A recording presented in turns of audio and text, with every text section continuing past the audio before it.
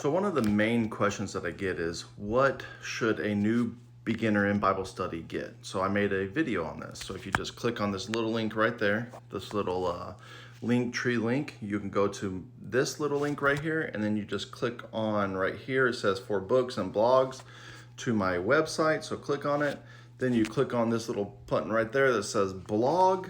And once you click on the button that says blog, you'll go down here, then you find the blog that has the picture of the ESV Bible. So click on that and scroll down, and you'll start seeing the top 3 tools that a new beginner must have. I like the ESV because it's word for word and it doesn't dramatize it or paraphrase it. So the ESV would be the number 1. New American Standard Bible would be the second best if you want to get there to a new beginner. So that's what you do. Then the very next thing is you want a journal to write down what you are being taught by the Holy Spirit every single day. This journal will come in helpful to you when you want to look back on what you've learned. And then the number 3 is definitely going to be the highlighters. These are no bleed highlighters.